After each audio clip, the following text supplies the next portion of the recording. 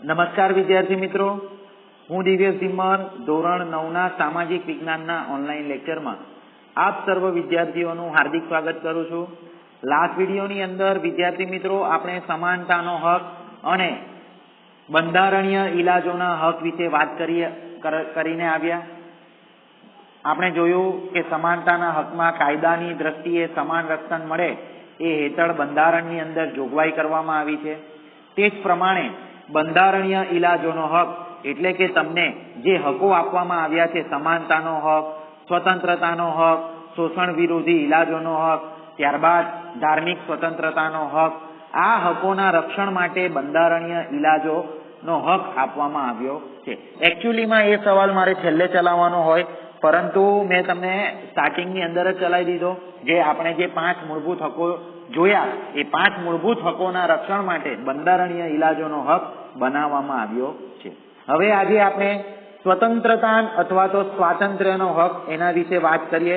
3 ગુણની અંદર વિદ્યાર્થી મિત્રો આ સવાલ પૂછી શકાય એવો છે અને મોસ્ટ IMP પણ છે.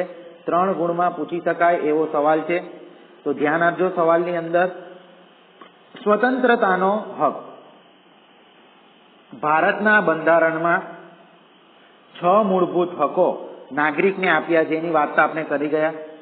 સ્વતંત્રતાનો હક આ મૂળભૂત પૈકીનો એક હક છે અને આ મૂળભૂત હક દ્વારા 6 પ્રકારની સ્વતંત્રતાઓ આપવામાં આવી છે. કેટલા પ્રકારની સ્વતંત્રતા આપવામાં આવી છે વ્યક્તિને? 6 પ્રકારની સ્વતંત્રતા આપવામાં આવી છે. જેમ કે વાણી અને અભિવ્યક્તિની સ્વતંત્રતા, બરાબર ને? વાણી સ્વતંત્ર અને અભિવ્યક્તિની સ્વતંત્રતા. વાણી સ્વતંત્રતા કોને કહેવાય? કે તમે કોઈ પણ નાગરિકને તમે સરકાર સામે અથવા તો કોઈક નાગરિક સામે અવાજ ઉઠાવી શકો છો. મતલબ કે તમે જો તમારા વિરુદ્ધ કઈ બોલતો હોય તો તમે પણ એના વિરુદ્ધ, એ સરકાર વિરુદ્ધ અથવા તો એ નાગરિક વિરુદ્ધ તમે બોલી શકો છો. અભિવ્યક્તિની સ્વતંત્રતા એટલે તમને દેશ વિરોધી ને બાદ કરતા કોઈ પણ કામ કરવાની છૂટ છે. તમે દેશ વિરોધી કામ કરી શકો નહીં, એ સિવાય તમારે કોઈ પણ પ્રવૃત્તિ કરવી હોય એની છૂટ છે. શાંતિ અને શસ્ત્ર વગર એકઠા થવાની અને સભા ભરવાની સ્વતંત્રતા છે, બરાબર ને? એક જગ્યા ઉપર તમે ભેગા થઈ શકો પણ તમારી પાસે શસ્ત્રો હોવા જોઈએ નહીં. તમે સભાઓ ભરી શકો છો, એની સ્વતંત્રતા આપી છે. મંડળો અથવા તો સંઘો રચવાની સ્વતંત્રતા આપવામાં આવી છે. જેમ કે ગણપતિની અંદર, નવરાત્રીની અંદર, આ સ્થાપના દરમિયાન, જન્માષ્ટમીના, દહીહાંડીના કાર્યક્રમ દરમિયાન આપણે આપણા મંડળો બનાવીએ છીએ, એની પણ આપણને છૂટ આપવામાં આવી છે. ભારત દેશના કોઈ પણ પ્રદેશમાં મુક્ત રીતે હરવા ફરવાની સ્વતંત્રતા તેમજ દેશના કોઈ પણ ભાગમાં રહેવાની અને સ્થાયી થવાની સ્વતંત્રતા તેમજ દેશમાં ગમે તે વ્યવસાય, કામકાજ, વેપાર કે ધંધો કરવાની સ્વતંત્રતા આપવામાં આવી છે. આ 6 પ્રકારની સ્વતંત્રતા આપણને સ્વતંત્રતાના હકની અંદર આપવામાં આવી છે. દેશનો નાગરિક ગમે ત્યાં રાજ્યમાં ફરી શકે, બરાબર ને? અહીંયાથી તમારે દેશની અંદર ગમે ત્યાં ફરવું હોય તો કઈ સરકારની પરવાનગી લેવાની જરૂર નથી. તમે દેશના કોઈ પણ રાજ્યની અંદર તમે રહી શકો છો. તમે દેશમાં ગમે તે વ્યવસાય, કામકાજ, વેપાર કે ધંધો કરવાની તમને છૂટ આપવામાં આવેલી છે.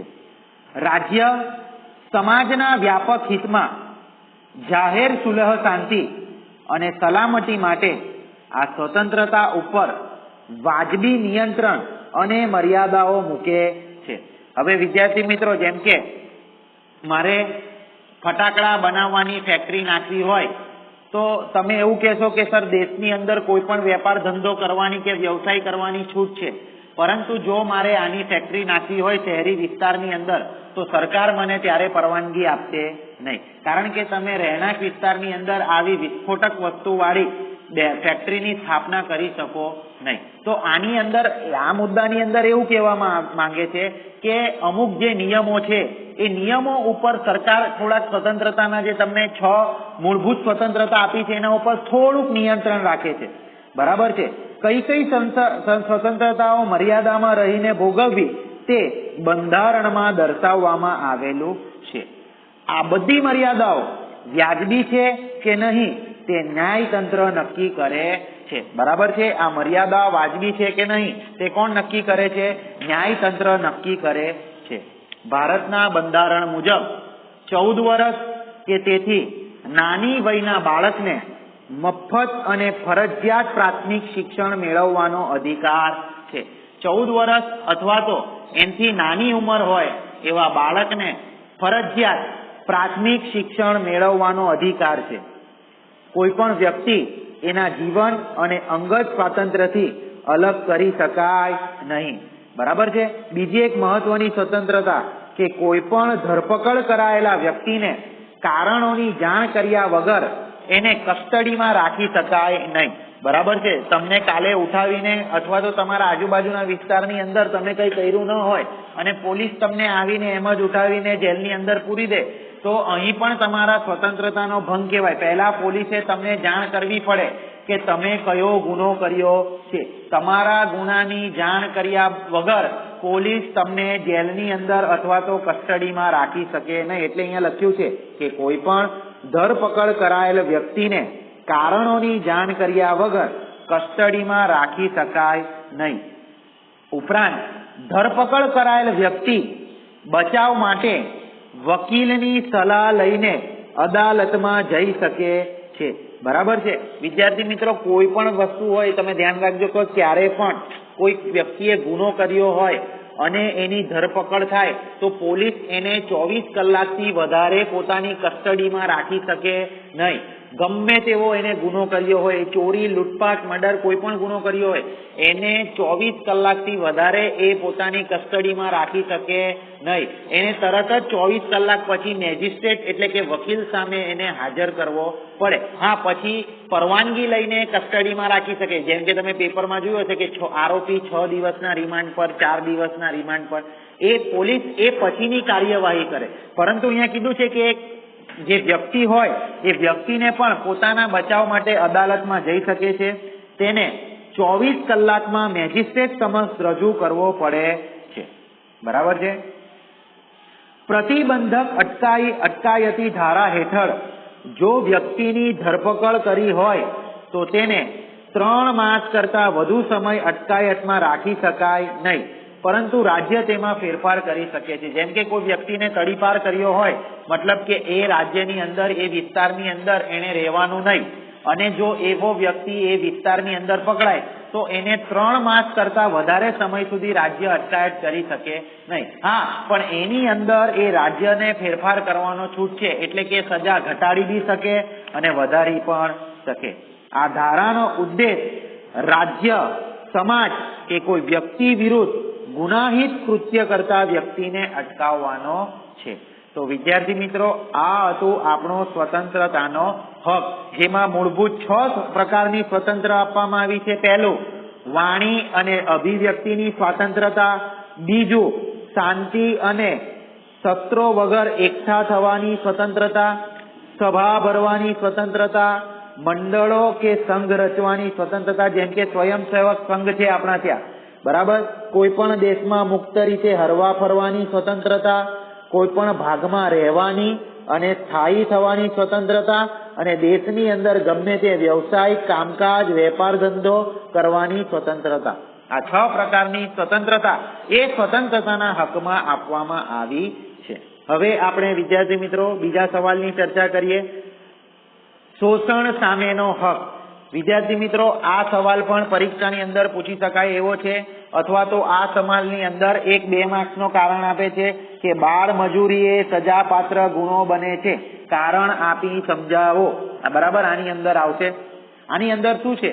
શોષણ સામેનો હક એટલે તમે કોઈ વ્યક્તિના ત્યાં દરરોજ 8 કલાકની નોકરી કરો છો અને પછી મહિનાના અંતે એ માલિક, કંપનીનો માલિક, તમે જે કામ કરતા હોય એ જગ્યાનો શેઠ તમને એનું મહેનતાણું આપવાનું એટલે કે પગાર આપવાનું ના પાડી દે તો અહીં તમારા શોષણ સામેના હકનું રક્ષણ થતું નથી, એનું ઉલ્લંઘન થાય છે.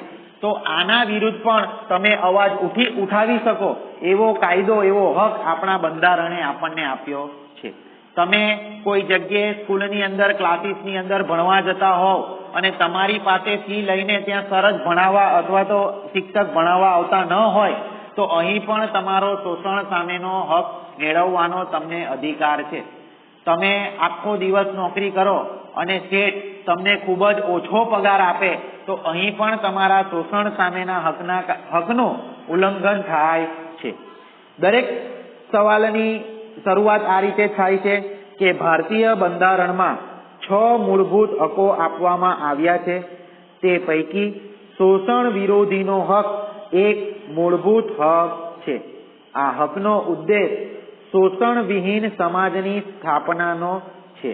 બરાબર છે વિદ્યાર્થી મિત્રો? 4 હક ભણી ગયા. જો સ્વતંત્રતાનો હક, પછી સમાનતાનો હક, બંધારણીય ઈલાજોનો હક અને આ ચોથો શોષણ સામેનો હક. આ હકનો ઉદ્દેશ શું છે? શોષણ વિહીન સમાજની સ્થાપનાનો છે. કોઈ પણ વ્યક્તિ પાસે વગર વેતનથી, લઘુત્તમ વેતન કરતા ઓછા વેતનથી, બળજબરીથી કે ફરજિયાતપણે મજૂરી કે કામ કરાવી શકાય નહીં. શું કહે છે આની અંદર? કોઈ પણ વ્યક્તિ પાસે વગર વેતનથી, લઘુત્તમ વેતન કરતા ઓછા વેતનથી, બળજબરીપૂર્વક કે ફરજિયાતપણે મજૂરી કામ કરાવી શકાય નહીં. જેમ કે અનૈતિક હેતુઓ માટે બાળકોના કે સ્ત્રીઓના વેપાર, બળજબરીથી કરાવાતી મજૂરી કે મરજી વિરુદ્ધનું દાસત્વ, વેતન વગેરેની મજૂરી અને વેઠ પ્રથાનો અંત લાવવો. બરાબર ને? જેમ કે તમે જોતા હશો રસ્તા ઉપર તમે ઘણા પિક્ચરની અંદર પણ જોયું હશે કે બાળકોને ભિખારી બનાવી દે અને એ બાળકો પાસે ભીખ માંગવીને પેલા લોકો એમના પૈસાથી મોજ મસ્તી કરતા હોય. તો આ એક શોષણ વિરોધી હક થઈ ગયો. દાસ પ્રથા તમે અમુક પિક્ચરની અંદર જોઈ હશે. બરાબર ને? જેમ કે એના પપ્પા એ મહેલની અંદર નોકરી તરીકે દાસ તરીકે નોકરી કરતા હોય તો એમનો છોકરો પણ એ મહેલમાં દાસ જ બને, ભલે એ ગમે તેટલું ભણેલો હોય.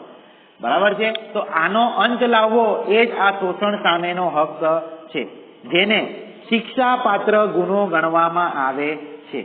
14 વર્ષથી નાની વયના બાળકને કોઈ કારખાના, ખાણમાં કે જોખમી વ્યવસાયની અંદર, બાંધકામ, ગેરેજ, હોટલ કે લારી ગલ્લા કે ઘર નોકર તરીકે કોઈ કામમાં રોકી શકાય નહીં. તમે કોઈ પણ જગ્યા ઉપર 14 વર્ષથી નાના બાળકોને કારખાનામાં, ખાણમાં કે જોખમી વ્યવસાયોમાં, ગેરેજમાં, હોટલ કે લારી ગલ્લામાં કે ઘર નોકર તરીકે રાખી શકો નહીં. પરંતુ એ વાસ્તવિકતા છે આપણા દેશની અંદર કે 14 વર્ષથી નાની વયનો બાળક પણ ચાની લારી ઉપર, પાનના ગલ્લા ઉપર, ગેરેજની અંદર, આલુપુરીની લારીકો કે પાણીપુરીની લારીકો, આ લારી ઉપર એ નોકરી કરતો જોવા મળે છે. બાળમજૂરી એ કાયદા હેઠળ શિક્ષાપાત્ર ગુનો ગણાય છે.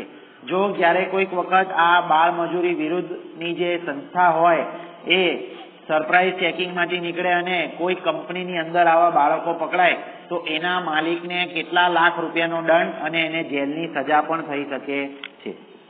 રાજ્યને જાહેર હેતુ માટે લશ્કરી સેવા કે રાષ્ટ્રીય ફરજો, સમાજ સેવાના કોઈ ક્ષેત્રનો ધર્મ, જાતિ, લિંગ, જ્ઞાતિ કે વર્ગનો ભેદભાવ વગર ફરજિયાત રીતે વ્યક્તિ પાસે સેવા લઈ શકાય છે.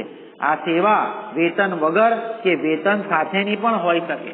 હવે દેશની સેવા કરવાની હોય, સામાજિક સેવા કરવી હોય તો એના માટે આપણે વેતનની આશા રાખવી જોઈએ નહીં. બરાબર છે? કોઈક વિસ્તારની અંદર અણધારી આપત્તિ આવી ગઈ હોય તો એ આપત્તિ સમયે આપણે એ વિસ્તારના લોકોને મદદરૂપ થવું એ આપણી ફરજ છે અને એના માટે કઈ આપણે સરકાર પાસે જઈને મહેનતાણું માંગવું જોઈએ નહીં. અને લશ્કરી સેવા હોય કે રાષ્ટ્રીય ફરજો હોય એના માટે સરકાર પણ કોઈ પ્રકારની ધર્મ, જાતિ, લિંગમાં ભેદભાવ કર્યા વગર કોઈ પણ વ્યક્તિને એ માટે નોકરી રાખી શકે છે અથવા તો એના પાસેથી સેવા લઈ શકે છે. તો વિદ્યાર્થી મિત્રો, આ હતા આજે આપણે 2 હક્કો વિશે વાત કરી. એક સ્વતંત્રતાનો હક અને એક શોષણ સામેનો હક. જેમાં શોષણ સામેના હકમાં પરીક્ષાની અંદર ટૂંકનોંધ પૂછી શકાય છે કે શોષણ સામેનો હક અથવા તો બાળમજૂરી એ સજાપાત્ર ગુનો ગણાય છે. તો એ ટૂંકનોંધની અંદર તમારે આટલા મુદ્દા લખવા પડે. મેં જ્યાં છગડીયો કાઉન્સ તમને બતાવું છું, બરાબર છે, એટલા મુદ્દા લખવા પડે, અહીંયા સુધીનું આટલું, બરાબર છે. તો વિદ્યાર્થી મિત્રો, આજના વિડીયોની અંદર બસ આટલું જ. વિડીયો ગમ્યો હોય તો એને લાઈક કરો, શેર કરો, સબસ્ક્રાઇબ કરો અને જોતા રહો 3 ક્લાસીસની ચેનલને. Thank you. જય હિન્દ. વંદે માતરમ.